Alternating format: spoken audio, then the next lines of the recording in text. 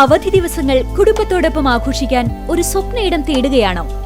ഗ്രാമീണതയുടെ സൗന്ദര്യവും ആധുനിക സൗകര്യങ്ങളും ഒരുമിച്ച് ചേരുന്ന ആനമല ഹോം സ്റ്റേസിലേക്ക് സ്വാഗതം. കൊണ്ടാഴി ഗ്രാമപഞ്ചായത്തിൽ സർക്കാരിനെതിരെ പ്രമേയം പാസാക്കി. പഞ്ചായത്തുകൾക്കുള്ള പദ്ധതി വിഹിതം വെട്ടിക്കുറച്ചത് പിൻവലിക്കണമെന്നാവശ്യപ്പെട്ടുകൊണ്ടുള്ള പ്രമേയമാണ് ഭരണസമിതി പാസാക്കിയത്. വെട്ടിക്കുറച്ച ഫണ്ട് പുനഃസ്ഥാപിക്കണമെന്ന് ആവശ്യപ്പെടുന്ന പ്രമേയം ഗ്രാമപഞ്ചായത്ത് പ്രസിഡന്റ് കെ സത്യഭാമയാണ് അവതരിപ്പിച്ചത്. പഞ്ചായത്തുകൾക്കുള്ള പദ്ധതി വിഹിതം വെട്ടിക്കുറച്ച സർക്കാർ നടപടി പിൻവലിക്കണമെന്നും നിലവിലെ സ്ഥിതി തുടരണമെന്നും ആവശ്യപ്പെടുന്ന പ്രമേയം പാസാക്കി കൊണ്ടാഴി പഞ്ചായത്ത് ഭരണസമിതി.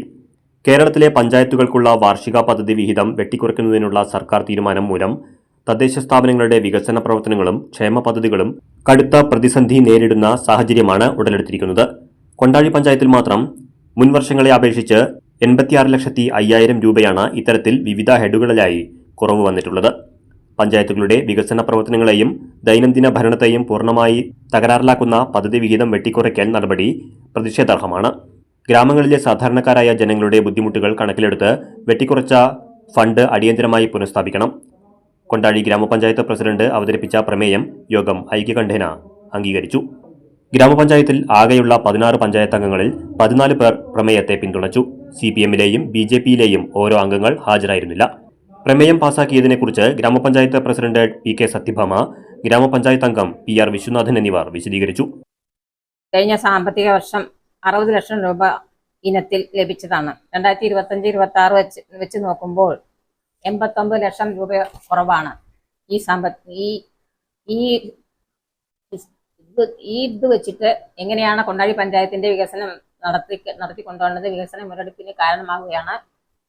ഇതിനോടനുബന്ധിച്ച് ഒരു പ്രമേയം കമ്മിറ്റിയിൽ അവതരിപ്പിക്കുകയും കമ്മിറ്റിയിലെ എല്ലാ 14 മെമ്പർമാരും ഐക്യകണ്ഠേന അംഗീകരിക്കുകയും ചെയ്തു. 3 കോടി രൂപയുടെ വികസന മുരടിപ്പാണ് കൊണ്ടാഴി ഗ്രാമപഞ്ചായത്തിൽ ഉണ്ടാകാൻ പോകുന്നത്. ഇതുമായി ബന്ധപ്പെട്ടാണ് ഏറ്റവും പ്രിയപ്പെട്ട ഗ്രാമപഞ്ചായത്തിന്റെ പ്രസിഡന്റ് PK സത്യഭാമ ഒരു പ്രമേയം കമ്മിറ്റിയിൽ അവതരിപ്പിച്ചത്. ആ പ്രമേയത്തിൽ ഭരണ പ്രതിപക്ഷ കക്ഷികളെന്നില്ലാതെ എല്ലാ അംഗങ്ങളും പങ്കെടുത്ത 16 പേരിൽ 14 പേര് പങ്കെടുത്തു. ആ 14 പേരും ഈ നാടിന്റെ വികസനത്തിന് തടസ്സമുണ്ടാകുന്ന സർക്കാരിന്റെ ഈ തെറ്റായ നയം പ്രതിഷേധിക്കാൻ എല്ലാവരും തയ്യാറായി വന്നിരുന്നു. CCV news Kondazhi. നിങ്ങളുടെ സൗന്ദര്യത്തിന് സ്വർണ്ണ തിളക്കം നൽകാൻ ഇനി ലക്ഷങ്ങൾ വേണ്ട. പാരമ്പര്യത്തിന്റെ തനിമയും കരവിരുതും ഒത്തുചേരുന്ന ക്ലാസിക് ഫാഷൻ ഇമിറ്റേഷൻ ജ്വല്ലറി ഇപ്പോൾ ചേലക്കരയിലും. Classic fashion imitation jewellery Canara ബാങ്കിന് എതിർവശം ചേലക്കര.